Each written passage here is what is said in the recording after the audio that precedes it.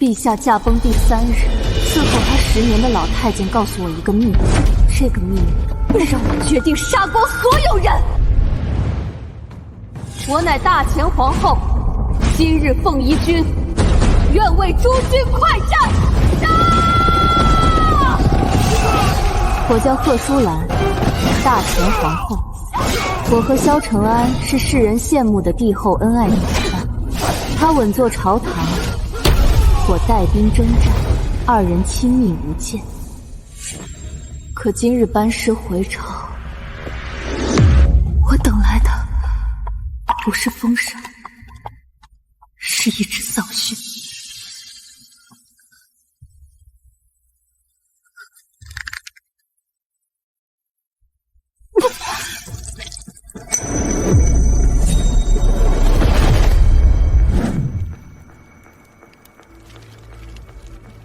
皇帝遗诏：靖王萧承泽天资仁厚，着即继承大统，1月后奉天殿登基。臣弟遵旨。臣弟与皇兄一母同胞，必承其志，不负天下。淑兰啊，你把兵权交给承泽后，在宫里安心养老吧。儿臣领旨。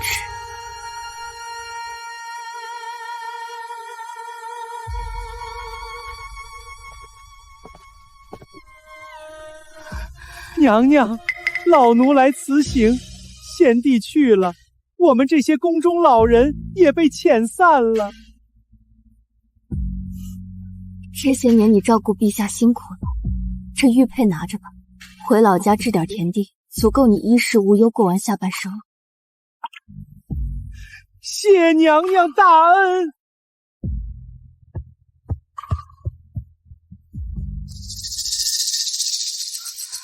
娘娘，陛下龙体左肩有一道旧疤。这绝无可能，我和萧承安10年夫妻，他身上有无伤疤，我怎会不知？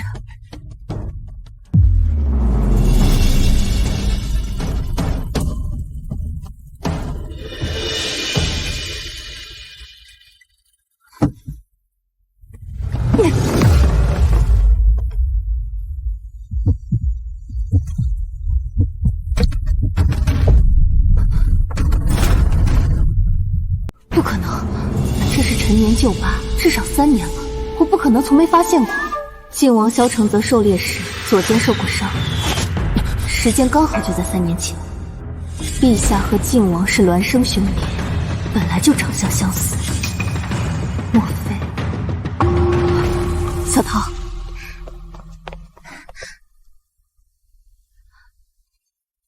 你去按我说的做。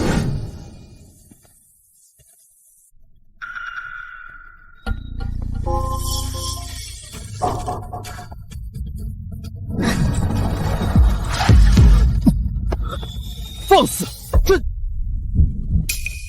真是没有规矩！王爷恕罪，奴婢该死，奴婢这就给您擦。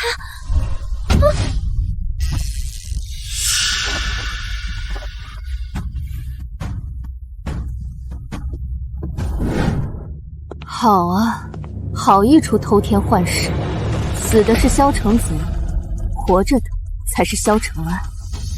我每日在这里守灵哭丧，他却顶着弟弟的名头，在跟别人双宿双飞。兰儿，此生此世，朕绝不负你。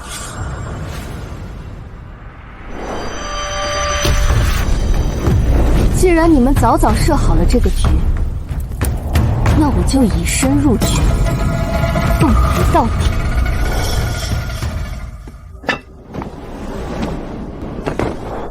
属下参见主人。查2件事：其一，陛下驾崩当日，宫中有何异动；其二，详查靖王妃的底细。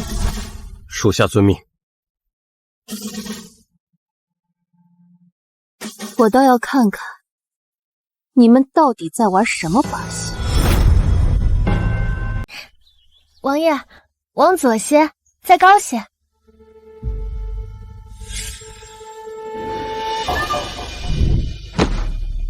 靖王夫妇好兴致，国丧期间还有闲情放纸鸢？皇嫂不去给皇兄守丧，怎么也出来闲逛？都怪本宫御下不严，听闻手下的人冲撞了王爷。小桃，毛手毛脚的，还不快给靖王赔罪？是，娘娘。皇嫂言重了，臣弟没什么事。怎么会没事呢？那碗银耳羹多烫啊，你肩膀都被烫红了一片。王爷，你又逞强。我真的没事，别哭了。你掉一滴泪，我心中就流一滴血。靖王与王妃真是伉俪情深啊，这般体贴的夫君真是世间少有。如果能寻得靖王这般的夫君，一定是此生无悔。臣弟失礼，皇嫂恕罪。无妨，夫妻恩爱是好事。说起来，娘娘与先帝也是少年夫妻。先帝在世时，待娘娘定是万般疼惜吧。从前我近身一步，他都以国事繁忙推拒，更是一直回避夫妻之事。原来他不是忙，只是想亲近的人不是我罢了。陛下待我确实没有这般耐心。皇嫂说笑了，皇兄生前常与臣弟说，此生真心唯负娘娘一人。真心是诈死骗我，看我为你守灵哭到呕血的真心。当初你只是个不受宠的皇子，是我去求爷爷将你扶上皇位，我更是为了保护你，多次命悬一线。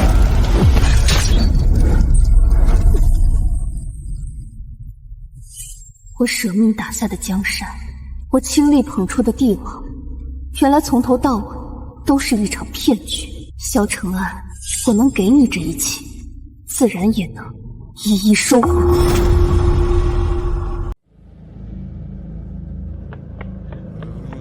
奴才给皇后娘娘请安。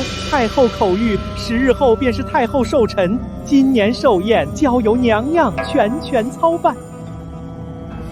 知道了。皇后娘娘万安，奴才告退。太欺负人了！寿宴历来由宗父打理，哪有让皇后娘娘做这等杂事的？既然是太后的意思，照办就是。娘娘，您怎么一点都不着急啊？这差事费力不讨好，稍有差池便是罪过呀。风雨欲来，躲是躲不过的。你先去内务府报备，其余的我自有安排。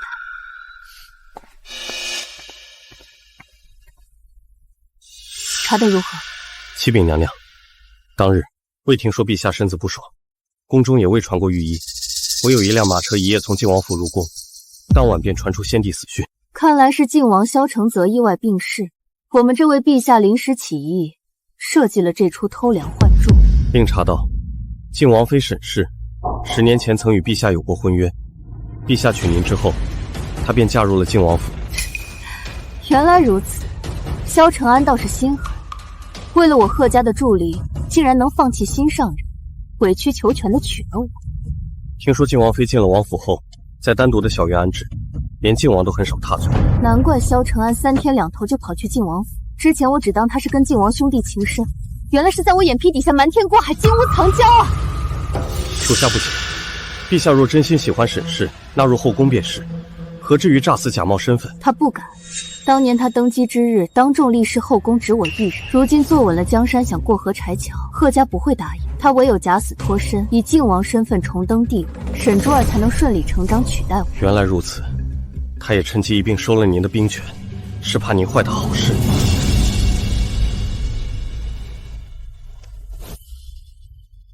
萧承安，这是我为你留的最后一滴泪。自此以后，你我情分已断，剩下的只有战。持我信物，去联络军中那些老兄弟。我贺淑兰一生从不坐等被人宰割。太好了，自从您兵权被夺，兄弟们个个憋着一口气。这些年平叛守变，哪一次不是娘娘身先士卒？他们这样卸磨杀驴，真是让兄弟们寒心。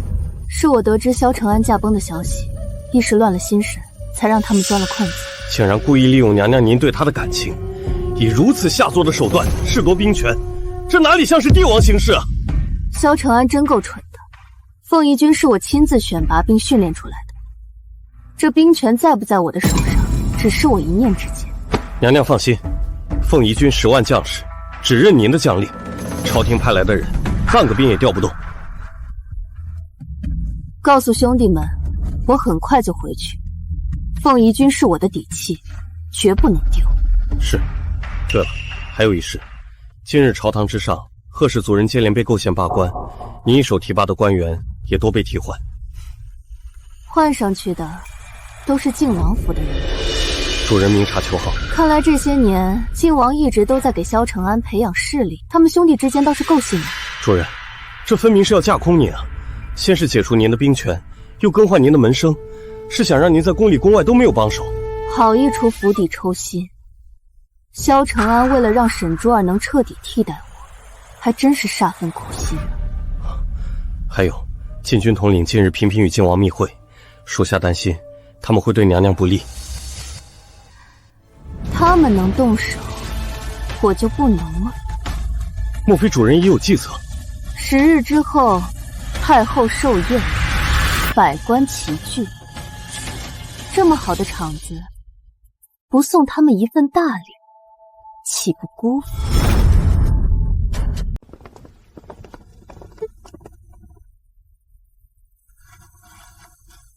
儿臣给母后请安。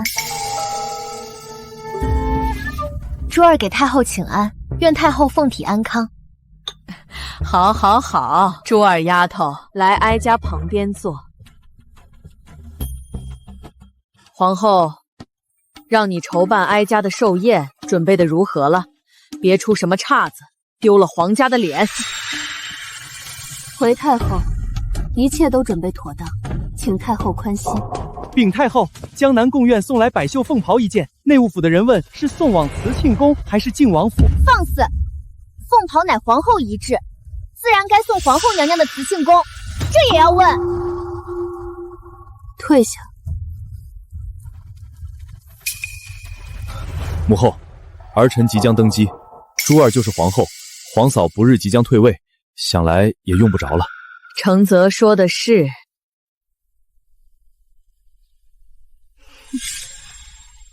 兰儿，朕已命江南贡院调用100名绣娘赶制百鸟朝凤袍，待你得胜回朝那日，朕亲自为你披上。太后说的是，不过一件衣裳，有何舍不得？既然王爷开口，儿臣让了便是。娘娘，他们都骑到头上了，您怎么还忍啊？急什么？你几时见我吃过亏？可是，凤袍之重在于位分，不在于衣料。他沈珠儿扛不起这件衣服的分量。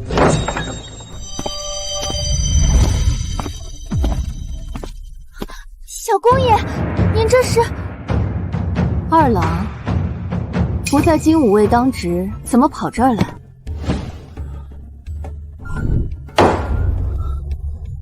阿姐，我今日当值，撞见内务府那帮奴才商议着要把你的凤袍往靖王府送，我当场挑了为首那2个阉奴的手巾，把衣服给你拿回来了。哈哈哈哈！那沈珠儿就在当场，脸都吓白了，活像见了鬼。你这般莽撞，就不怕爹罚你？我爹说了，我们贺家族人在宫里宫外都必须保护好阿姐，绝不能让人欺负了去。他这会儿正在写折子，弹劾靖王僭越礼制呢。说到底，夫妻情分都是假的，唯有血脉亲人才是真的。对了，阿姐，祖父让我传话，让你今晚回府一趟，说有要事相商。祖父他肯见人了？具体何事我也不知，你去了便知。好，你先回去，我入夜便到。送二郎下去更衣上药。是。主人，刚刚收到消息，有几个边关将领收到密信后，带着亲兵正在秘密赶来京城。无诏入京可是死罪，这些人竟然敢这么明目张胆！这些都是当初萧承安自己提拔的将领，他们以会经为太后贺寿的名义赶回来。属下担心萧承安这次图谋甚大，可能是打算要直接对贺家动手。他这是怕了，他心里清楚，没有我，他当初就坐不上龙椅。同样的，这次如果我不点头，他想要再次继位也不会顺利。可朝政军务多赖贺家支撑，他这般做不怕动摇国本？在他眼里，万里江山都不如他的心上人重要。为了让沈珠儿坐稳后位，他连皇帝身份都能舍弃，还有什么做不出来？这盘棋怕是从他娶我的那天起就在布局了。不义女子，置江山社稷于不顾，这般昏君真不配坐这龙椅。这龙椅，我能扶他上去，就能拉他下来。军中那边联络的如何？10万凤仪军全员待命，但凭娘娘一声令下，万死不辞。好，寿宴之日，便是清账之时。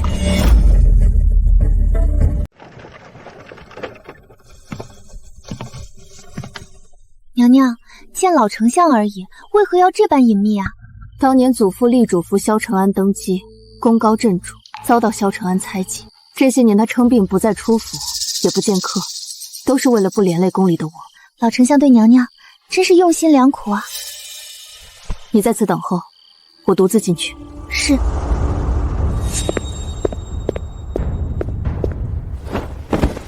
孙儿不孝，连累祖父韬光养晦多年。傻孩子，祖父不怪你，只可惜萧承安那小子福薄短命，丢下你一个人在宫里受这等气。今天听到你在宫里的遭遇，祖父在家中真是坐立难安。祖父，萧承安他……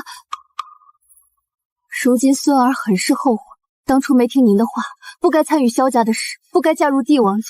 无碍，你是我最疼爱的孙女，你做的任何决定，祖父都会全力支持。若是那萧承泽敢欺辱你，祖父拼上这把老骨头，也要让他登不了基。国不可一日无君，萧承安膝下没有子嗣，靖王是萧承安的同胞兄弟，在朝中也有些威望。现在朝中没有人比靖王更有资格继位了。不，还有一个人比他萧承泽更有资格。谁？兰儿，那个人就是你。祖父，你说什么？祖父，这种话可不能乱说。您莫不是在拿兰儿寻开心吧？我是认真的。这些年萧承安能稳坐龙椅，内靠贺家维持局面，外靠你带兵平乱，他自己有做过什么吗？萧承安本来就资质平庸，目光短浅。他登基之后，几次决策都差点坏了大事，每次都是我临时去补救。后来他干脆就坐享其成，对朝政不闻不问。是啊，这些年就是因为我夙兴夜寐，萧一干时的替萧承安批阅奏折，他才能有闲情逸致去晋王府和沈珠儿暗通款曲。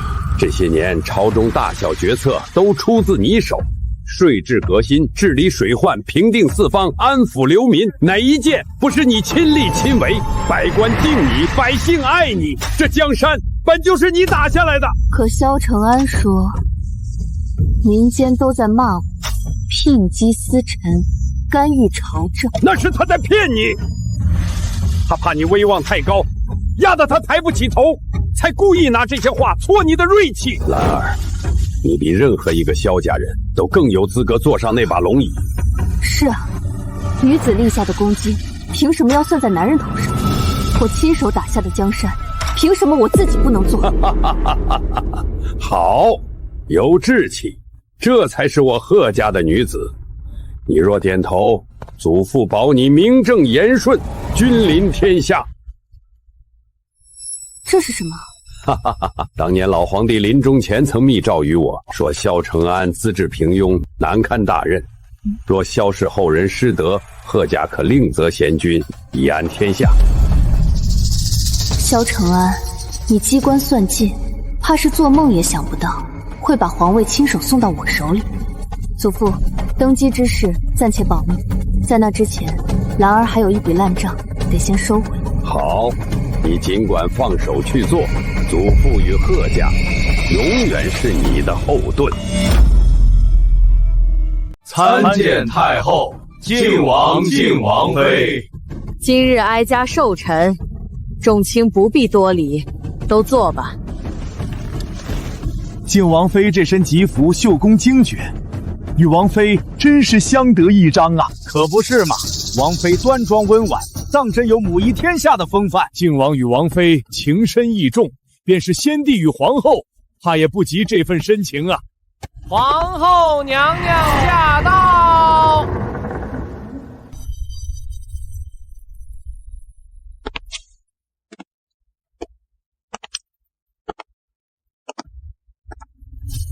参见皇后娘娘。这是江南百秀凤袍吧？这针法，这气度，两相对比，靖王妃那件倒像是粗制滥造了。儿臣见过母后，皇后今日打扮的这般招摇，是要抢哀家的风头吗？皇嫂既已答应让出凤袍，为何又出尔反尔，纵容族弟行凶抢夺？贺锦桃执掌金吾卫，惩治逾越礼法的奴才，维护皇后威仪，也是职责所在罢了。王爷难道如此迫不及待，想让皇后之位易主吗？皇后娘娘身为国母，当胸怀宽广，为一件衣裳斤斤计较，未免失了体面。正是，靖王妃品行贤淑，才配得上这件百秀凤袍的气韵，哪像有些人终日带兵抛头露面，毫无母仪天下的风范。皇嫂还是收敛些好，待本王登基，珠儿便是皇后。皇嫂往后在宫中还要仰仗珠儿照拂才是。够了，贺淑兰，哀家让你操办寿宴，你就是这么办的？不知儿臣何处不妥，请太后明示。准备的茶饮为何是雇主子孙？哀家最喜欢的明明是阳羡雪牙。每年寿宴选用雇主子孙，本是惯例。太后这分明是故意挑刺，替沈珠儿出气了。还有角落那棵松树，为什么放在东北角而不是东南角？身为皇室之人，能力不足不可怕，最怕的就是摆不对位置。好一个摆不对位置，这哪里是在说树，分明是在说我。哼，各位爱卿都入席，别让些不相干的人扫了兴致。一切安排妥当。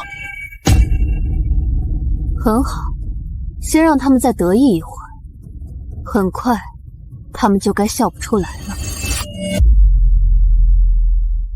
你看，贺淑兰再跋扈，还不是要乖乖受着？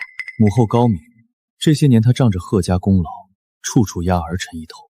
如今萧承安已死，贺家的恩情与我萧承泽何干？哼，一介妇人，真当我萧家离了她不行？母后放心，登基之日，儿臣第一道圣旨便是抄斩贺家满门。这10年委曲求全的屈辱，儿臣要连本带利一并讨回来。今日哀家寿辰，还有一桩喜事要昭告众卿。经太医诊脉，靖王妃已有身孕，我大前终于有皇嗣了。王妃洪福，此乃国之大幸啊！王妃这是得到了先祖认可，果然王妃才是众望所归的皇后人选。本王与珠儿青梅竹马，两情相悦。这10年，她是我黑暗里唯一的光。若非她不离不弃，本王走不到今日。是她成就了我。是她成就你？原来当初替你挡箭负伤，帮你夺得皇位，为你平定叛军的，是你口中的这道光吗？虽然历经坎坷，幸得家人相伴，今日我们终于守得云开见月明。原来我10年付出，对你不过是和心上人的绊脚石。好，很好。既如此，今日我就帮你再破除一些阻碍，让你能用真实面目和心上人长相厮守。臣等恭祝太后福寿绵长，恭祝靖王王妃早诞麟儿，请诸位满饮此杯。且慢，且慢。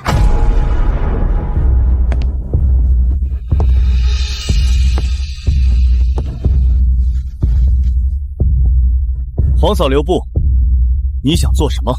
慌什么？我不过是想借杯中酒为陛下贺喜陛下得偿所愿。本王还未正式登基，皇嫂此时改口，有些太快了吧？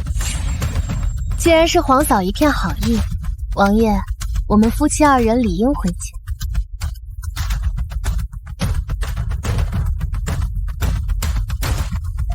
本宫祝贺陛下如愿和弟媳珠胎暗结，喜成连理。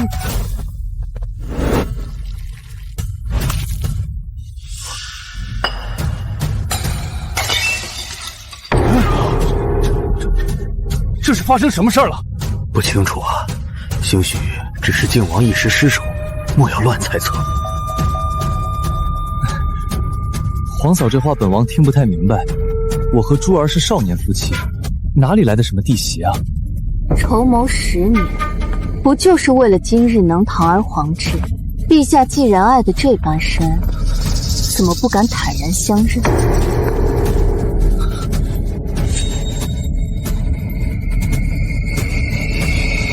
怎么会？靖王这反应不对啊，跟被戳中了心窝子似的。嗨，指定是喝多了站不稳呗。放肆！皇后怕是吃醉酒了，竟然如此妄言。来人，带下去醒酒。且慢，皇后娘娘酒量如何？军中谁不知道？这才刚开宴，何来醉酒一说？就是，我看是有人趁着先帝新丧，故意刁难皇后娘娘。还没登基就这般跋扈，眼里还有礼法吗？母后，贺淑兰在军中素有威望，若是强行把她赶出去，这些个臭球把满怕只会生事。哼，哀家暂且容他。太后息怒，别怪皇后娘娘，她与先帝伉俪情深，如今骤然丧夫，见了热闹场面难免伤心。就算迁怒王爷，也是我们这些臣子该承受的。原来是无故迁怒旁人，皇后这般失仪，实在不妥。妇道人家没了夫君依靠，行事到底是没了章法。还是珠儿聪慧。王妃说的是，本宫确实触景生情，方才见了王爷，倒想起3年前围猎的那桩子事。皇嫂提陈年旧事做什么？那次围猎臣也在，盛况至今难忘啊。本宫记得那日先帝失手，一剑擦伤了靖王左肩，伤口深可见骨，可真是惊险。没错，末将当时就在场，那血把猎袍都浸透了。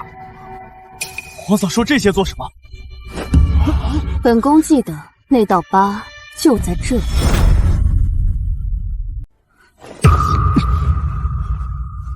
贺淑兰，你成何体统？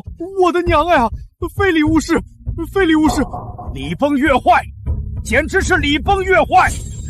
太后，王爷是臣妾的夫君，皇后娘娘此举分明是折辱我们夫妻，求太后为臣妾做主。放肆！贺淑兰，你身为中宫皇后，对小叔子行此荒唐事，皇家颜面都被你丢尽了，你就不怕哀家废了你？太后息怒，本宫只是好奇，3年前那么深的伤口，怎么连半点疤痕都没留下？哎，你别说，刚才那肩膀溜光水滑的，别说疤，连个印子都没有。不对啊，当年我亲眼见的伤口深到骨头，怎么可能没疤？是臣妾心疼王爷身上的疤，特意寻了秘方良药，日日服用，才消了疤痕。心疼自己夫君也有错误，只得皇后娘娘这般折辱王爷。哦，竟有这般神药，刚好太医署刘署令也在。下官刘弘参见皇后。刘署令，太医署何时有了祛疤神药？本宫身上战伤10余处，怎么从未听闻？这好啊！皇后为国征战负伤，太医署有此良药却不献给皇后，其心可诛。末将请令斩了这欺上瞒下的狗官！皇后饶命！太医署从未有过什么祛疤良药，靖王妃所言子虚乌有啊！没有这种药，那靖王肩上的疤怎么没了？很简单，因为站在这里的根本不是靖王萧承子，而是先帝萧承安。什么？上面那位是先帝？那棺椁里躺的是谁？先帝诈死，顶替靖王身份，这简直是千古奇闻！皇后慎言，此等大事岂能信口开河？胡说八道！哀家的亲生儿子，哀家会认错。贺淑兰，你再敢妖言惑众，哀家定不饶你！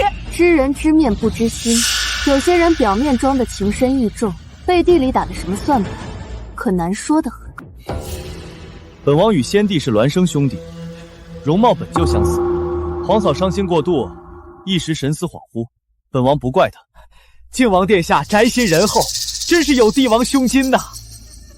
皇后也太失礼了，拿这种事儿胡闹，哪里有国母的样子？你们懂什么？皇后娘娘那是伤心过度。王爷与王妃恩爱，本宫自然羡慕。只是本宫想问，这份恩爱怎么偏巧是先帝驾崩后才忽然有？本王与珠儿成亲10年，一直相敬如宾。相敬如宾到王妃独居东院10年，王爷从未踏足。本王公务繁忙，怕扰了他清静。先帝驾崩前，全京城没人见过你们夫妻同眠，怎么先帝一去，你们反倒形影不离了？更巧的是，王妃嫁入王府10年不孕，偏在先帝驾崩后，立刻就有了身孕。皇后娘娘，你没有证据，怎能这般污蔑我们？谁说本宫没有证据？不可能！你没有什么证据，少在这里故弄玄虚。刘署令，劳烦你去太医署取先帝驾崩前1个月的脉案。娘娘恕罪，前几日太医署不慎走水，近月脉案尽数烧毁，实在取不出来。哦，这么巧。皇嫂息怒，太医署日日熬药，走水也是常事，并非有意为之。娘娘该不会是拿不出证据，故意迁怒太医署吧？哼，无理取闹！我看你这皇后之位是真不想做了。幸好本宫提前让玄风卫去调取过脉案，顺手连靖王的也一并取了，一时不慎忘了归还。不然啊，今天还真就要被一把火烧得干干净净。这不可能，我怎么不知道？玄风卫行事何须向你报备？诸位听听，近1月，靖王身染尘歌，药石罔效，而先帝龙体康健，连风寒都未曾得过。可一夜之间，康健的先帝骤然驾崩，病重的靖王却生龙活虎。诸位大人说说，这世上有这么巧的事儿吗？这也太邪门了！病了1个月，说好就好。病去如抽丝，哪有一夜痊愈的道理？此事必有蹊跷。靖王殿下，这事儿你得给我们个说法。还有太医署好端端的怎么走水？怕不是有人故意毁证吧？够了，贺淑兰，今日是哀家寿辰，你一而再再而三寻衅滋事，是存心跟哀家过不去吗？儿媳只是担心太后安危，怕有奸人伪装混入，对太后不利。够了，贺淑兰，你不就是自己10年无所出，嫉妒珠儿怀了皇嗣吗？自己肚子不争气，反倒来攀咬别人。本宫倒要庆幸10年没有身孕，不然这宫里只能平添一个得不到父亲关爱的可怜孩子，还要连累他跟我一起终日活在谎言中。你胡说，皇兄对你明明一心一意。一心一意？这是贾库调出的圣旨副本，10年间先帝给靖王府的赏赐90%是女子首饰、衣料、香料。诸位大人说说，赏给靖王的东西怎么全是女眷用的？这分明是赏给靖王妃的。难道先帝与靖王妃真有私情？更可笑的是，这些东西全是从本宫私库里拿的。你说这些做什么？你是皇后，补贴国库本就是分内之事，是吗？江南水患，河东大旱，国库空虚，一直都是贺家出钱出粮赈灾。可贺家子弟科举入仕，却个个被压着不得重用。贺家是外戚，本就该避嫌，陛下也是为了娘娘好。贺家该避嫌，那沈家呢？这些年无功受禄、身居高位的沈氏族人还少吗？沈家连耳聋眼花的80岁老夫都能捞个县令当当。什么？我们在战场上拼命才换个功名，他们凭什么？太不公平了！君行无道，乃是亡国之兆啊！贺淑兰，你非要毁了朕不可吗？萧承恩，你终于装不下去，可惜这才只是开始。要是皇后说的都是真的，那先帝也太……世人谁不知道，先帝登基全靠贺家和皇后，当年还当众发誓一生一世一双人，原来全是骗人的。若真是诈死换身份，与弟媳私通，皇家颜面何存？何以教化天下？帝后情深传了10年，原来竟是一场笑话。肃静！一面之词，你们也信？皇后娘娘，先帝待您那般好，您怎么忍心污蔑他？娘娘该不会是见王爷即将登基，想继续做皇后，所以才想着跟臣妾争抢王爷？好啊，贺淑兰，原来你打的是这个主意，悖逆人伦，不知廉耻。哼，王妃惯会以己夺人，本宫想要的东西从来靠自己拿，何须跟你抢男人？萧家的薄情郎，我贺淑兰不稀罕。够了，贺淑兰，先帝尸骨未寒，你在此败坏先帝名声，乃是欺君之罪，罪当处死。欺君当死，那君王欺瞒天下，诈死改换身份，私通弟媳，动摇国本，又该当何罪？这样的人不配做龙椅。听到了吗？这就是民心。贺淑兰，是你逼我的，别怪朕不念旧情。来人，皇后贺淑兰污蔑先帝，祸乱宫闱，犯欺君之罪，速速将她拿下！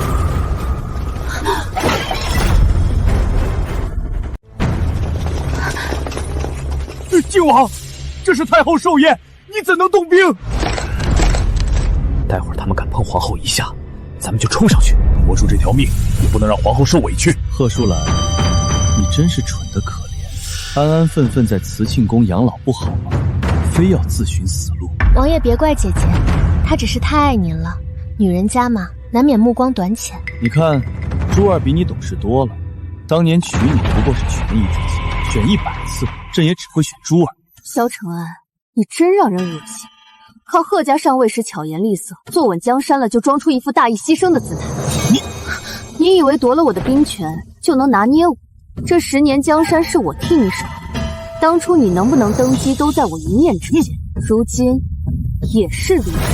哼，大言不惭，现在你就是没牙的老虎，拿什么跟朕斗？是吗？还愣着干什么？把贺淑兰给朕拿下！你们聋了吗？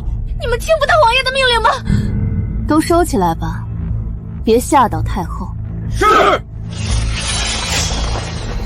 这啥情况？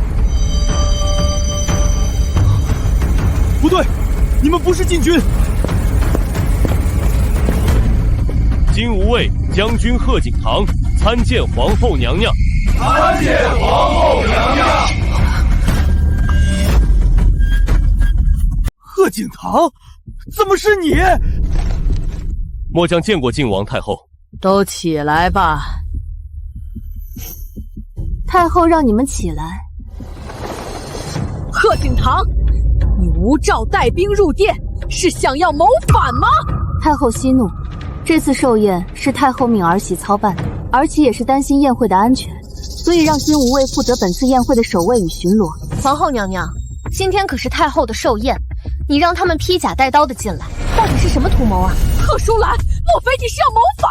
真有意思，刚才靖王召兵进来时，王妃你一言不发，太后也没觉得不妥，怎么这会儿全都开始换了副嘴脸？我这……娘娘，末将巡查时，在偏殿抓到一伙人，冒充禁军埋伏在此，意图不轨。这群刺客胆子可真大，竟然还敢冒充禁军。这个就是头目，这不是靖王刚提拔的禁军统领临江吗？还真是他！皇后饶命啊！奴才不是刺客啊！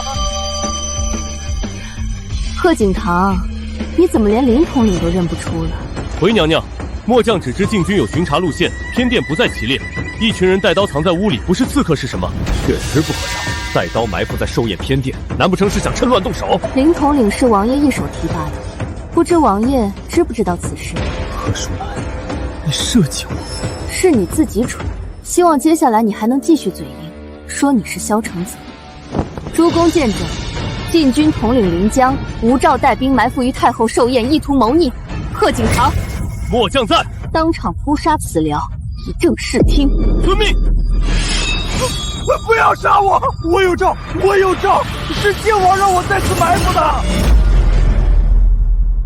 啊，竟是靖王授意，他尚未登基，怎能私调禁军？国丧期间笼络禁军，伏兵寿宴，这是逼宫谋反呐！靖王，林统领亲口指认，你还有何话可说？一派胡言！林江，你自己犯了死罪，竟敢攀咬本王，好大的狗胆！王爷，您不能不管奴才啊！是您吩咐奴才带20名心腹埋伏在偏殿，直等您摔杯为号就冲进来拿下皇后娘娘，奴才句句属实啊！王爷别急，本宫给你选了2条路。第一条，咬死自己是萧承泽，担下谋逆罪名，和你的心上人一起共赴黄泉。做对鬼夫妻。第二条，承认你就是萧承安，承认你为了弟媳诈死欺瞒天下，顶着亲弟弟的名头重登帝位。王爷说说哪条路更体面些？贺淑兰，你设这个局到底想要什么？我要的很简单，我要天下人都知道他们的天子是个背信弃义、罔不伦常的伪君子。我要贺家10年倾尽全族的扶持，讨回一个公道。我要我10年沙场浴血出生入死，换回一份尊重。诸位大人明鉴，王爷素来仁厚，怎会谋反？定是临江那厮贪生怕死，胡乱攀咬，空口无凭，不能定王爷的罪。我有证据，我有王爷手谕，请皇后娘娘明鉴。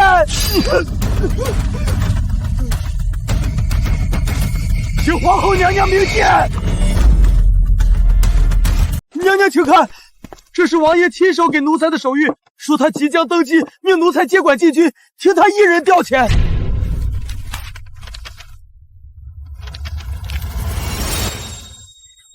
回皇后娘娘，确是靖王笔迹，盖的也是靖王私印，不假。靖王萧承泽私通禁军，伏兵寿宴，意图谋逆。贺敬堂，末将在，将谋逆主犯拿下，即刻问罪。滚开！我是先帝亲封的靖王，是储君，你们谁敢动我？反了！你们要造反吗？还等什么呢？脱下来！放开我！贺淑兰，别以为你赢了。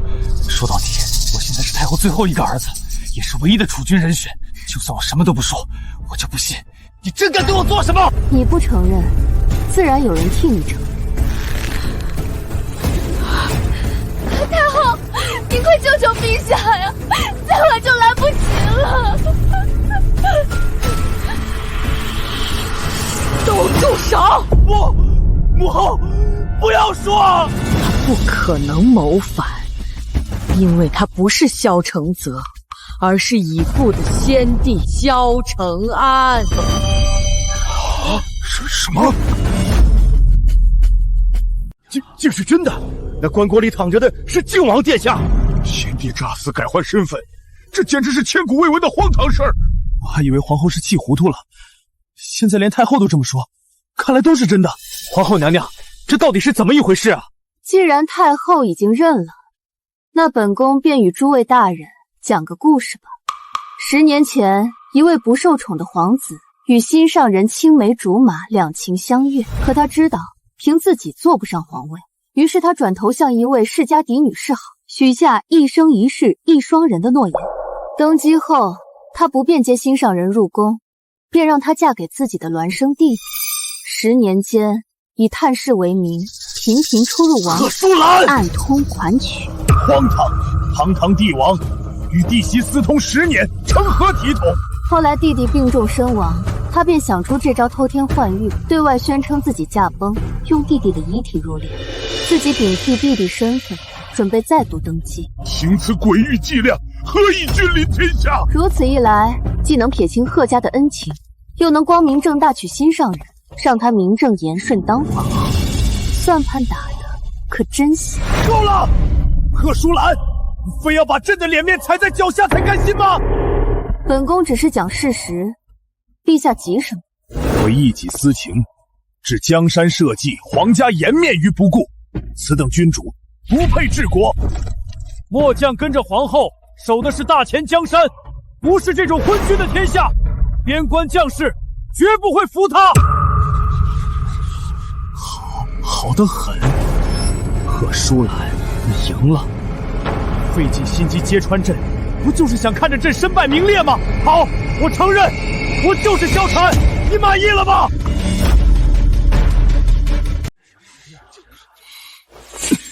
事已至此，朕也不瞒诸位，事情不是皇后说的那样，朕绝非有意欺瞒天下，实在是有苦衷。靖王是朕异母同胞的弟弟，素来体弱，最得母后疼爱。他病逝，朕怕母后承受不住丧子之痛，才出此下策。朕顶替他的身份，全是为了尽孝。脸皮真是厚到极致，这种鬼话也说得出口。至于珠儿，她年轻守寡，无依无靠，朕与靖王手足情深，自然要多照拂几分。不过是多探望了几次，竟被皇后曲解成这般不堪。皇后实在是自私狭隘。好一个成全孝道，好一个手足情深。陛下不忍心使珠儿无依无靠，就忍心让本宫守着空关，悲痛欲绝。珠儿温柔小意，贤良淑德，才是女子该有的样子。不像你，整日舞刀弄枪，哪有半分妇德？比起你，她更需要朕。我变成这样，拜谁所赐？10年前我也是贺家嫡女，养在深闺，琴棋书画样样精通。若不是你根基不稳，四方叛乱，我何须脱下红装，披上铠甲？我替你守江山，替你理朝政，替你出生入死，到最后，这些反倒成了我的罪过。萧承安，你的良心被狗吃了吗？就是，皇后娘娘不征战，这天下早乱了。陛下这话太没良心。当年北疆一战，娘娘身中3箭都不退，才守住边境。现在反倒被嫌弃没有女人样了。够了，事已至此，说这些没用。闹到这个地步，到底想怎么样？我要废帝。你说什么？我说我要废除你这个皇帝。你德不配位，才不堪任，为一己私情欺瞒天下，动摇国本，早已不配为君。这龙椅你做了10年，也该做够了。贺淑兰，你疯了！一个女人也敢妄谈废帝？自古以来只有皇帝废后，哪有皇后废帝的道理？自古以来没有，那本宫便做着开天辟地头一个。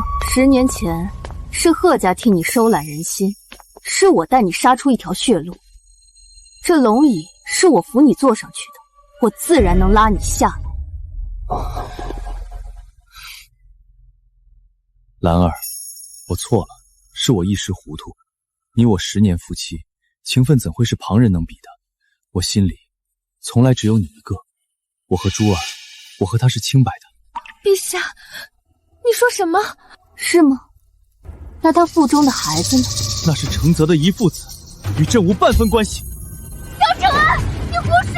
你明明说登基就封我为后，说我们的孩子是储君，你怎么能翻脸不认人？住口！你这贱妇，休要污朕清誉！事到如今，你还在意？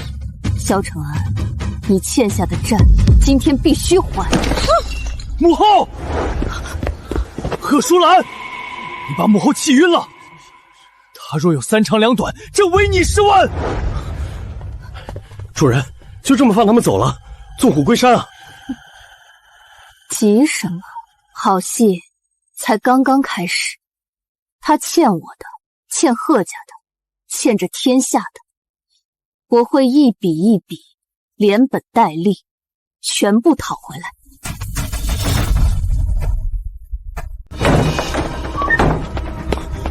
太医，传太医！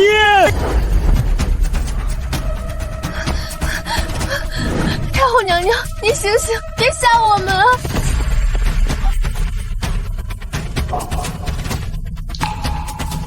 回陛下，太后是急火攻心，寒气上涌，失针后便无大碍了。下去煎药吧。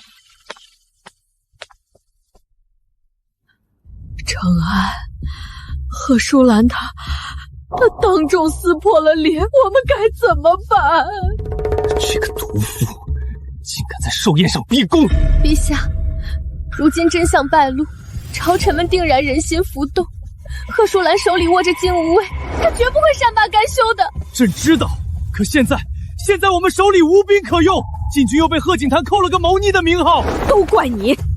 当初我就说让你先等到登基大典，你非要急着在寿宴上招惹他，现在偷鸡不成蚀把米。陛下，王妃娘娘的表兄吏部侍郎沈继业求见，说有万全之策能稳住眼下局面。沈继业，他能有什么办法？表哥素来足智多谋，说不定真有法子，快让他进来。宣吧。臣参见陛下，参见太后，参见王妃。免礼。你说有万全之策，什么法子？臣请陛下下一道罪己诏，向天下人谢罪。你说什么？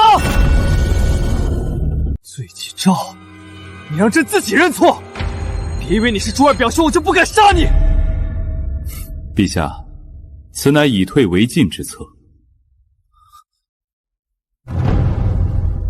说下去，陛下要坚称改换身份，只是为了替靖王向太后尽孝，主动揽下考虑不周的责任，再宣布大赦天下，拨款赈济江南旱灾，百姓感念恩德，自然不会深究。可朝里那些老家伙会认吗？太后放心，萧氏嫡系如今只剩陛下一人，国不可一日无君。诸位重臣为求社稷安稳，权衡之下必然妥协。母后，表哥说的太对了，既全了孝道，又显了陛下仁厚，比硬扛着好太多了。倒也有理，贺淑兰再桀骜，也只是个女子。名正言顺的皇帝站在这里，朝臣们难道还能真的反了不成？对啊，朕才是皇帝，她贺淑兰再得人心，也只是个皇后。就按你说的办。王公公，奴才在。即刻草拟罪己诏，明日一早颁行。再下旨大赦天下，拨100万担粮食赈济江南灾民。奴才遵旨。沈爱卿果然有谋略，等朕坐稳龙椅，定然重重赏你。臣不敢居功，能为陛下分忧是臣的本分。主人，刚收到消息，萧承安准备下罪己诏，把诈死的事全推到替帝尽孝上，还要大赦天下开仓赈灾，想借此收拢人心。哦，晓得了。这也太便宜他了，我们忙活这么久，他一到罪己诏就想接过去。随他去，面子能靠诏书挣，里子挣不来。赈灾安民稳朝局，哪一样是他自己能做明白的？主人的意思是，他想演人君就让他演，等演不下去的时候，台下的看众们自然会知道该选谁。朕痛失爱弟，不忍母后伤悲，方行此权宜之计，自知失德，特颁此诏，大赦天下，赈济江南，以谢万民。陛下，臣以为不妥，诈死欺瞒天下，私换身份，亵渎皇陵，岂能一到罪己诏就想了事？此言差矣，陛下乃先帝嫡子，正统所在，国不可一日无君。陛下戴罪复位，乃是社稷之幸。放狗屁！失德之君，再正统也坐不稳龙椅。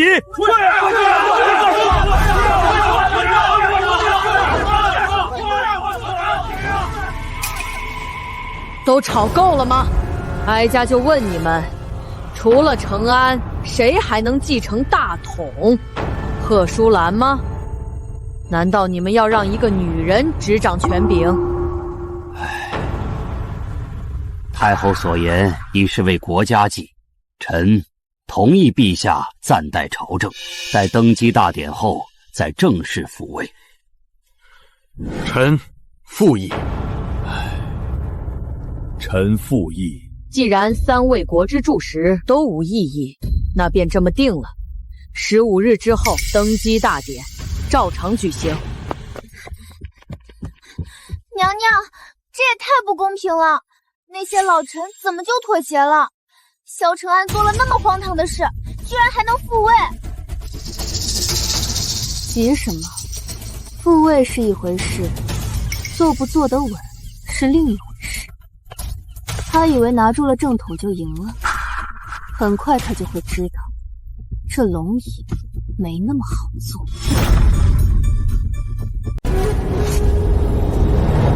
传朕旨意，大赦天下，狱中死罪者皆减1等，令即刻调拨100万石粮食赈济江南旱灾百姓。陛下仁德，此乃万民之福啊！陛下这才是真正的帝王心怀啊！打再多的仗，也只是劳民伤财，还是陛下知道体恤百姓。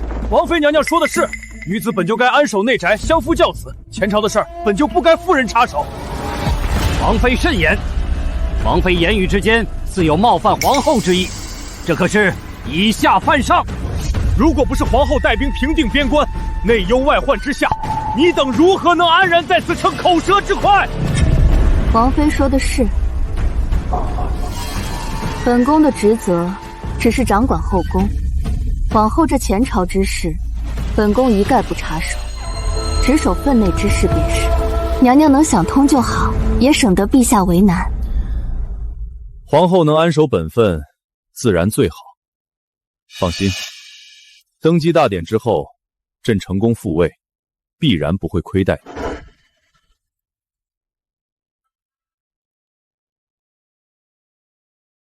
我倒要看看，没了贺家，没了我，你这100万担粮食从哪里变出来？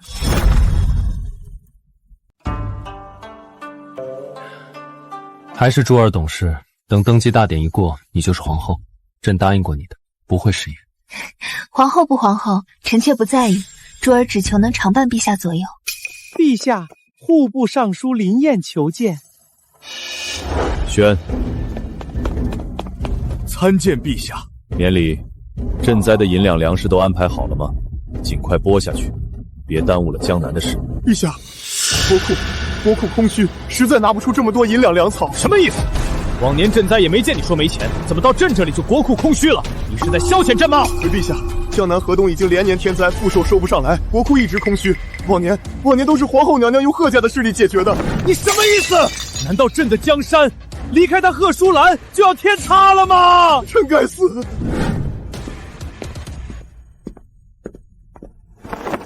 陛下莫忧，臣有办法。快说！皇后娘娘私库充盈，金山银山都有，往年赈灾也常从她私库取用，那些本就该是皇家的东西，陛下下一道旨意，调来充公便是。对啊，朕怎么没想到，她一个妇人留那么多银钱也没用，拿出来赈济灾民才是物尽其用。王公公，传朕旨意，即刻前往慈庆宫，调取皇后私库所有银两财物，充入国库，用以赈灾。奴才遵旨。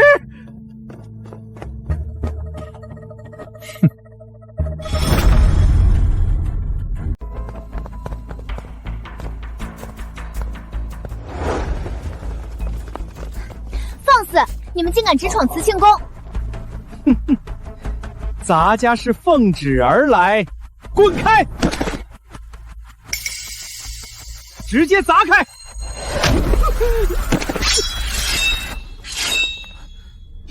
擅闯后宫私库，形同刺客，信不信我现在就砍了你，以儆效尤？你敢！我是陛下的人，皇后娘娘救命啊！奴才也是奉旨来调取财物，用以赈灾的呀。本宫的私库，一半是长辈给的陪嫁，一半是本宫历年军功封赏，拿来赈灾，不在本分之内。这回去告诉萧承安，要赈灾，自己想着，别打本宫私产的主意。滚！太好了，娘娘，就该给他们点颜色看看。别急，好戏还在后头。反了他了！好你个贺淑兰，竟敢抗旨！传朕旨意，调禁军，抄了慈庆宫。朕就不信拿不到他的私库。陛下不可，万万不可！陛下息怒啊！现在登基大典还没办，人心不稳，真和贺家撕破脸，变数就太多了。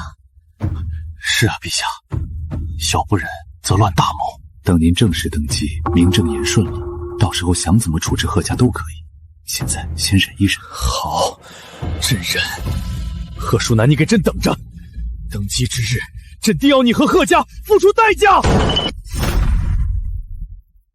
朕刚刚下诏要拨100万担粮食去江南，国库是空的，贺淑兰又不肯出钱，朕拿什么去买粮？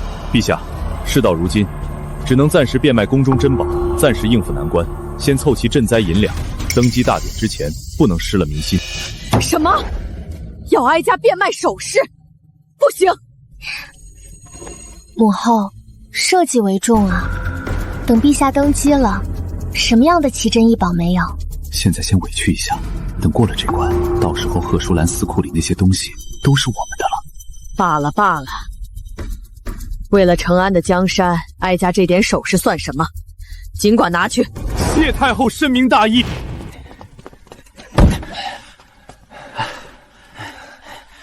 你说咱们陛下也太惨了吧？登基前还要当家产凑钱。可不是嘛，以前皇后娘娘在的时候，哪用得着这样？陛下，都凑齐了，一共150万两。太好了，沈爱卿，你即刻去联系那3个老东西，让他们跟朕一起微服私访，去粮市采买粮食。朕要让所有人看清楚，朕这个皇帝有多称职。臣遵旨。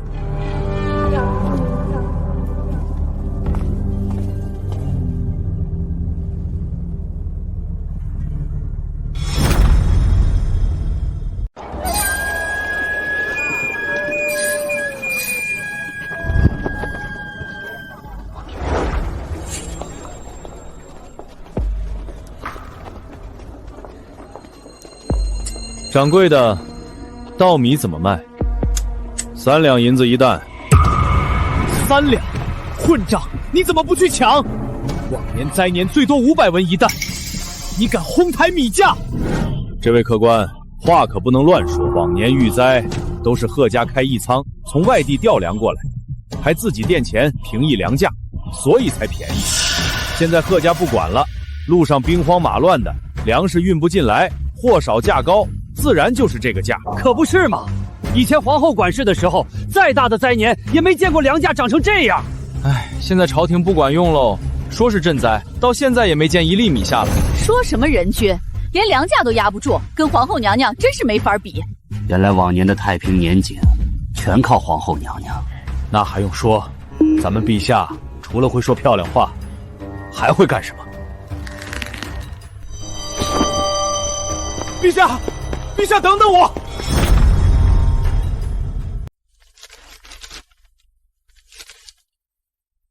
你听说了吗？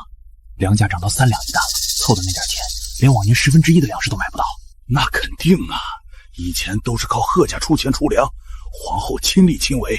合着以前那些政绩，全是皇后娘娘的功劳，陛下就是个坐享其成的。哼，那不然呢？你以为这10年是谁在守江山？够了！这里是朝会，你们在那里交头接耳，成何体统？不就是粮价吗？朕自有办法，你们等着瞧！娘娘身子依然康健，无需忧虑。对了，本宫问你，我入宫10年，一直没有身孕，到底是何缘由？娘娘，这……但说无妨，本宫恕你无罪。娘娘恕罪。问题不在娘娘身上。你说什么？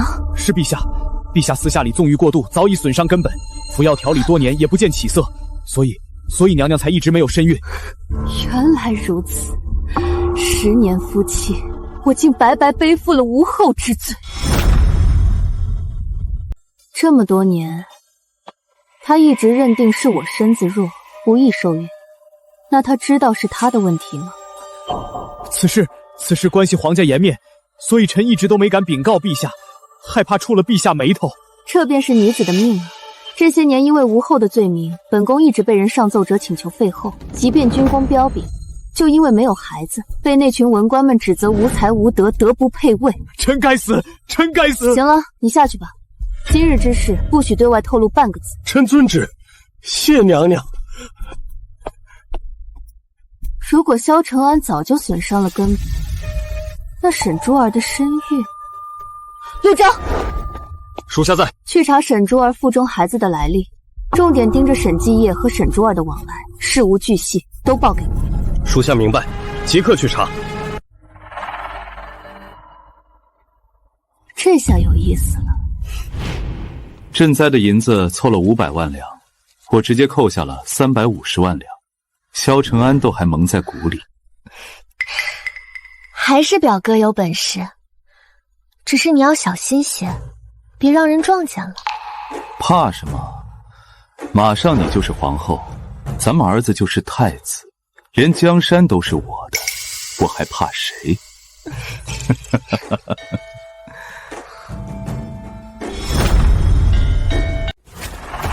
登基大典近在眼前，朝中除了从不露面的丞相贺维昭，就是内阁那3位老臣说话有分量。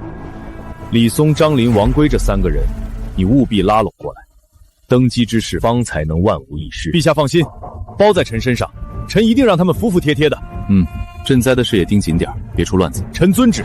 陛下，表哥办事最稳妥了，您就放心吧。有你们兄妹在，朕省心得多，诸多事情朕都不用亲自去做了。张阁老这是怎么了？脸色这么难看。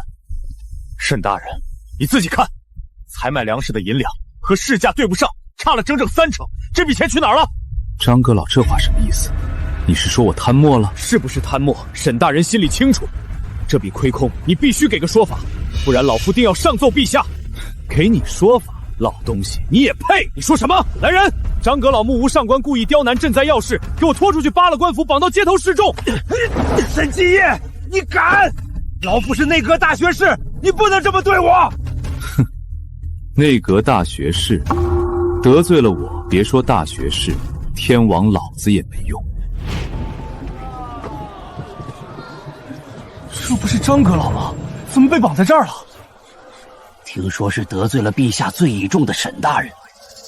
哎，这么大年纪了，遭这份罪。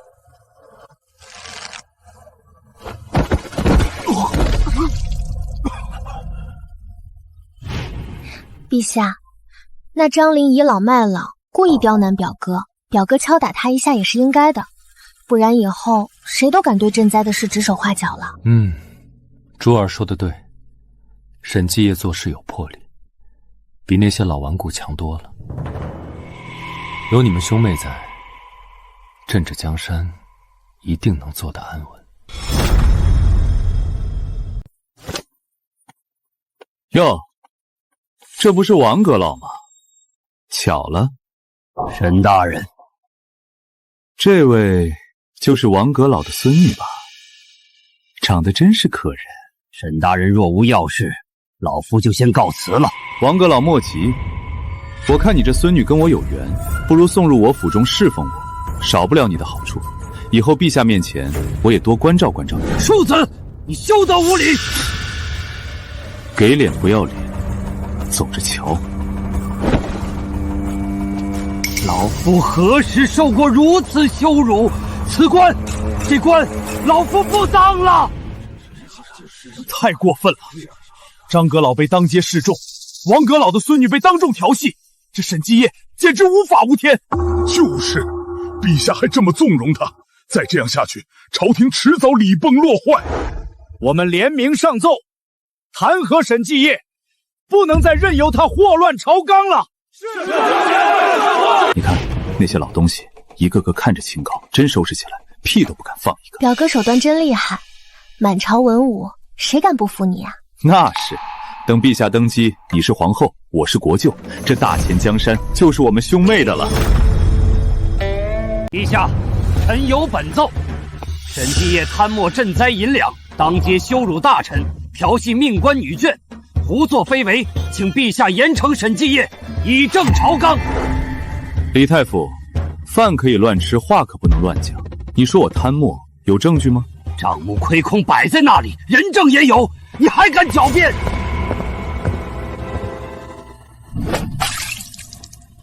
哎呀，太傅恕罪，晚辈吃醉了酒，一时手滑。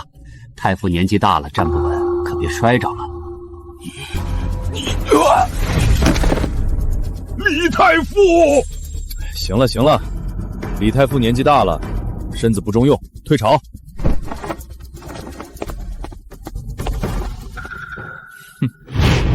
再等了，再等下去，大钱就完了。不能辞官，老夫要跟他们拼到底。老子忍不了了！一个昏君，一个狐妹子，还有那个狗仗人势的沈继业，再任由他们闹下去，江山都要败光了。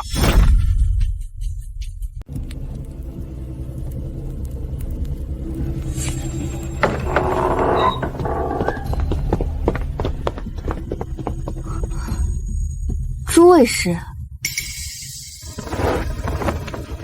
百姓危如卢卵，朝廷有倒悬之危，臣等恳请皇后继承大统，登基为帝。请皇后登基，以安天下。诸公请起。自古没有女子称帝的先例，本宫担不起。殿下，天下苍生为重，何惧流言？萧承安昏庸无道，沈氏兄妹祸乱朝纲，贪墨赈灾款，侮辱老臣。再这样下去，大钱江山就要毁了。皇后您文能治国，武能安邦，这江山本就是您打下来的，您不做谁做？臣附议，请皇后登基。请皇后登基。先帝临终前曾留下密旨，若萧氏后人失德，贺家可另择贤君以安社稷。兰儿，这江山本就该贤能者居之，你比任何一个萧家人都更配坐着龙椅。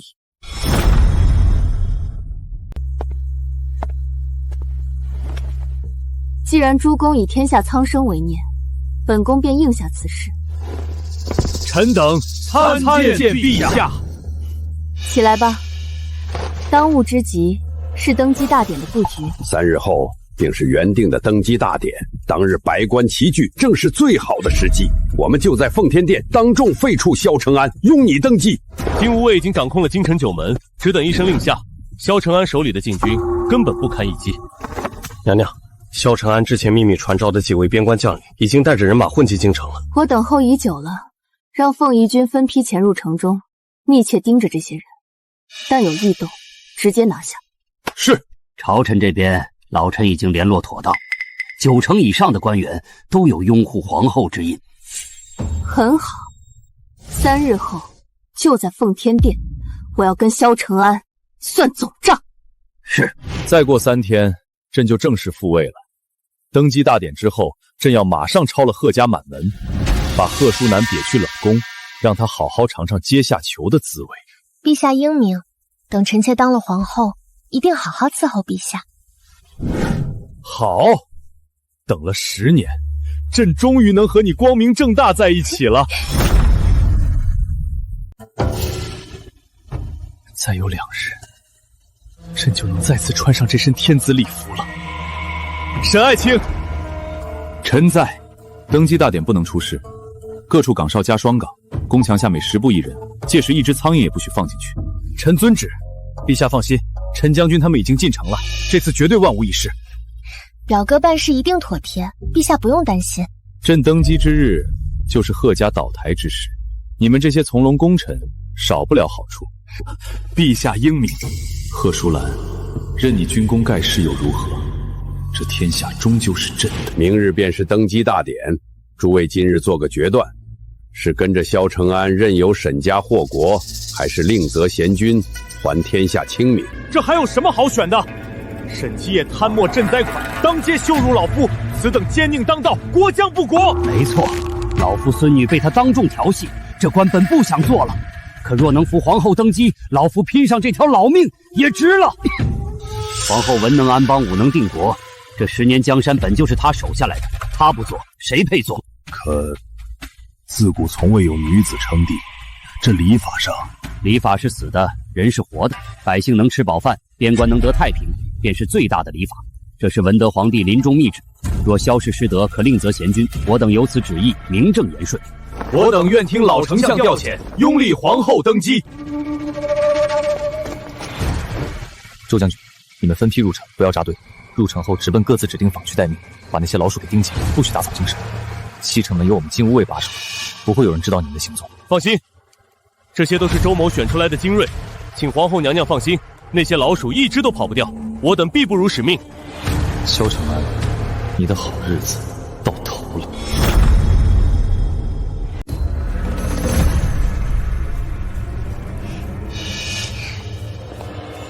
陛下，百官都到齐了，一切妥当。贺淑兰来了吗？来了，就在文官队列最前头。走，陪朕去见见咱们的皇后娘娘。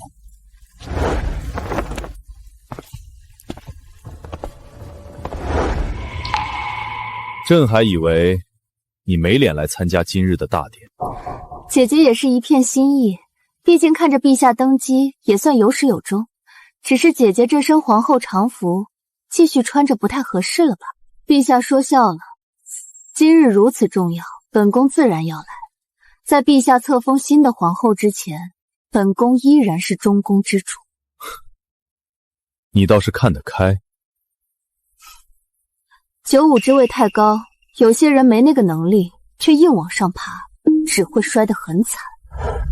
陛下别生气，姐姐心里不痛快也是难免的。毕竟过了今日，这皇后之位就换了人做，换谁都得难受。吉时快到了，陛下还是快些准备吧，别误了登基的吉时。吉时将至，恭请陛下。等大典成了，朕再跟你算账。娘娘，一切都安排好了。好戏该开场。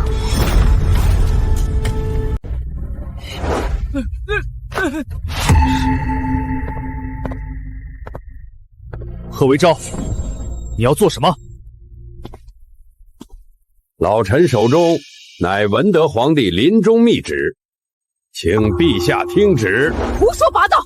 文德皇帝何曾有过什么密旨？贺维昭，你敢私造圣旨，图谋不轨！贺维昭，你好大的胆子！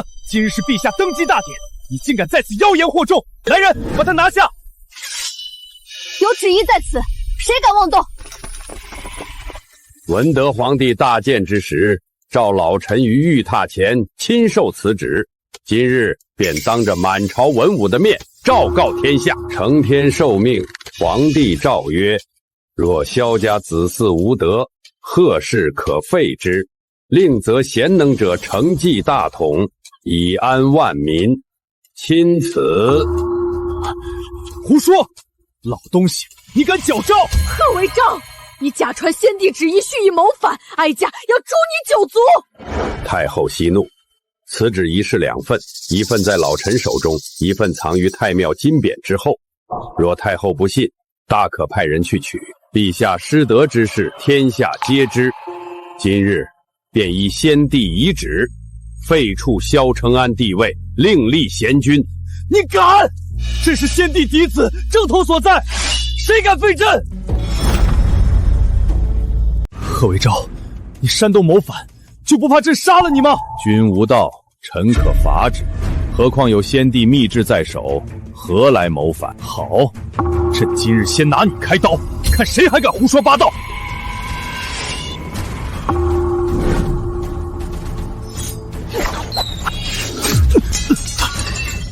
连剑都拿不稳，你也配执掌国家权柄？是你，贺淑兰，这一切都是你安排的！你想跟朕抢皇位？是又如何？荒唐，简直荒唐！自古以来，只有男人做龙椅，哪有女子称帝的道理？你问问满朝文武，谁会奉一个女人为君？谁肯跪拜一个女流之辈？就是女子称帝，亘古未有。你们这是违背祖制，要遭天谴的！贺淑兰，你想称帝，先踏过哀家的尸体。臣太傅李松，请皇后贺淑兰继承大统，登基称帝。臣内河大学士张林，请皇后登基。臣内河大学士王回，请皇后登基。臣等请皇后登基。吾皇万岁万岁万万岁！不可能！你们疯了吗？你们竟然奉一个女人为君！不会的，这都是假的。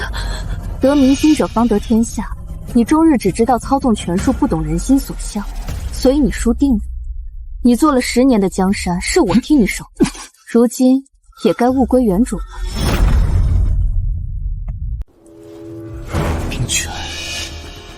兵权还在朕手里，你们就算反了又如何？朕的禁军马上就到。陛下，禁军都在宫门外候着，只要您一声令下，立刻就能平叛。来人，快把这些反贼拿下，即刻问斩。不用白费力气了，那群每天养尊处优的酒囊饭袋，这会儿正在金吾卫大牢里。可恶，这群废物！幸好朕早有准备。沈爱卿，你赶紧去通知陈将军他们，带兵进攻护驾。陛下放心，臣这就去。有凤仪君在，贺淑兰翻不了天。姐姐，你费尽心机又如何？兵权终究在陛下手里。等护驾的兵马一到，你们这些反贼一个都跑不掉。是吗？那就等等看。贺淑兰，你现在跪地求饶，朕还能留你一条全尸。等会兵临城下，你想求死都难。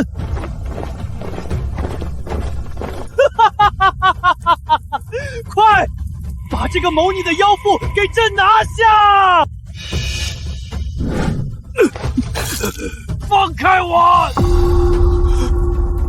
怎么会这样？你是凤仪军副将周威？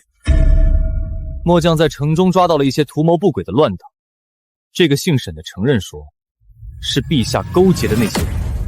末将请问，陛下何故谋反？你在说什么？谋反的是贺淑兰他们，虎符在朕手中。周威，朕命你带领凤仪军，将这些谋朝篡位的反贼统统拿下。这是末将周威，带10万凤仪军将士，恭迎陛下归位。恭迎陛下归位，吾皇万岁！不可能，不可能！虎符在朕手里，你们凭什么听他的？凭什么？因为这10年，是我在和他们出生入死、浴血奋战，也是我妥善安排每一位战死将士的家眷。他们信任的是真心，而不是冷冰冰的诏令。他们认的从来不是这块废铁，而是我贺淑兰。你，萧承安，你记住，这世上只有真心才能换到真心，失了人心，你什么都不是。陛下圣明！不甘心，我不甘心！今日废黜萧承安，非为私怨，实为天下梨树计。萧承安之罪，桩桩件件罄竹难书。其一，诈死换身，欺瞒天下，将皇位视作儿戏，置皇家颜面、礼法纲常于不顾，此为欺天之罪，罔顾伦常。此等行径，猪狗不如，哪配做天子？不配，不配！其二，与弟媳私通，暗通款曲10年，作为一国之主，不能以身作则，败坏伦常，何以教化天下万民？此为失德之罪，禽兽之刑。君德败坏，乃亡国之兆。此等昏君早该废黜，该废，该废！其三，卸磨杀驴，忘恩负义。贺家倾尽全族之力扶他登基，我10年沙场浴血替他平叛，他坐稳江山便过河拆桥，意欲屠戮我贺氏满门，此为不义之罪，凉薄寡恩。鸟尽弓藏，兔死狗烹，此等君主，谁还敢为他效命？凉薄之君，不可辅佐。其四，纵容外妾，贪没赈灾粮款，审计业克扣赈灾银中饱私囊，他视而不见，反而百般包庇，置100万灾民于不顾，此为害民之罪，昏庸无道。江南生灵涂炭，他却纵容奸佞贪墨救命钱，此等君主戕害百姓。其五，治国无方，祸乱朝纲，在位10年，朝政荒废，民生凋敝，全靠贺家撑持。复位短短数日，便逼得老臣受辱，粮价飞涨，人心惶惶，此为误国之罪，不堪为君。如此武宗大罪，桩桩有证，件件属实。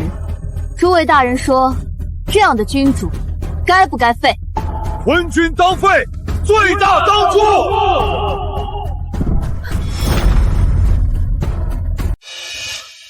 朕有皇嗣，朕是先帝嫡子。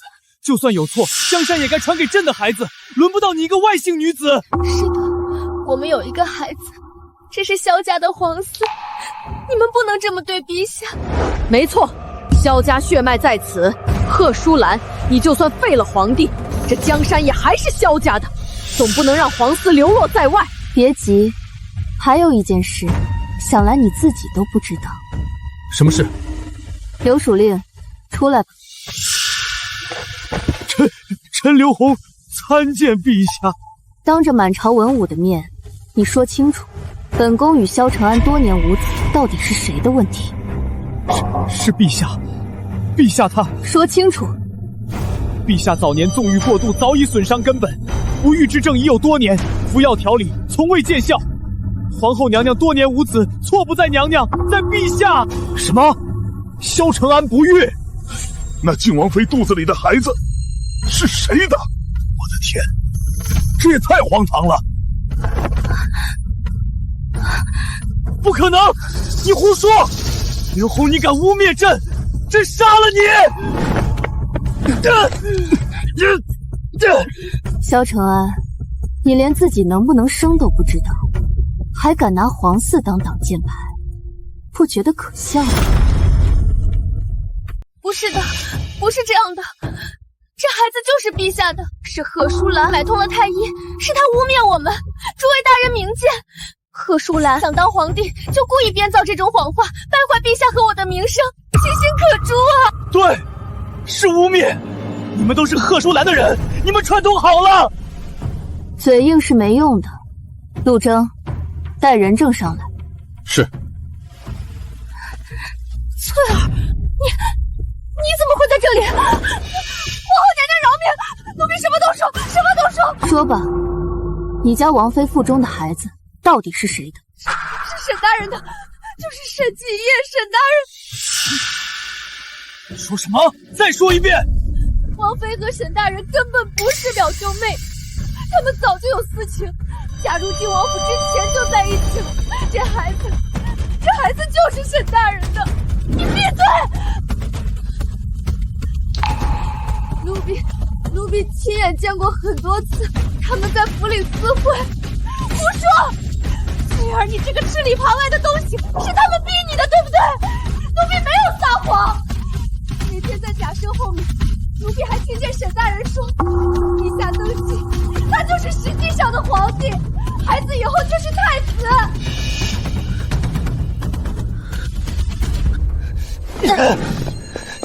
贱妇，你竟敢骗朕，朕杀了你！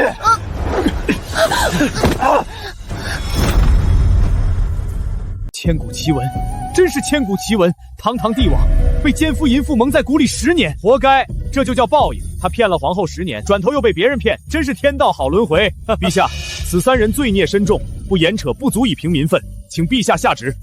请陛下严惩。太后，你怎么了？贺淑兰，你好狠的心！你毁了朕的一切，毁了你的从来都是你自己。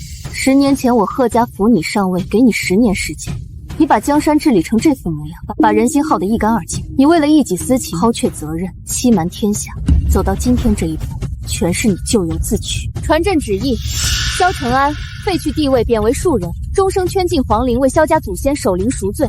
沈珠儿、沈继业通奸欺君，贪墨祸国，押入天牢，秋后问斩。沈家满门抄家，财产冲入国库，用以赈灾。陛下圣明。